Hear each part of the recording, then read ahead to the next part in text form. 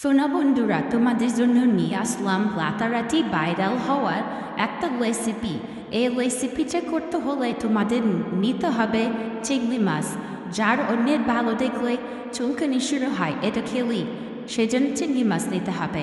তারপরে নিতে হবে ডাল, নিতে হবে পেঁয়াজ রসুন বাটা, তারপরে নিতে হবে আদা রসুন বাটা, জিরার ফাঁকি করা মশলা, পেঁয়াজ রসুন কুচি, যে জীবনে না কাঁদিয়ে থাকিও কাঁদিয়ে ফেলে।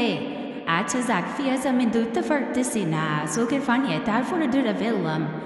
তারপরে এগুলো সব একসাথে মাখিয়ে জিরার গুঁড়ো দিয়ে গরম মশলা দিয়ে ভালো করে মোটে মোটে মাখিয়ে এগুলো গোল আকৃতি করে কড়াইতে ডুবন্ত তেল ভিজিয়ে ডুবিয়ে দিবা।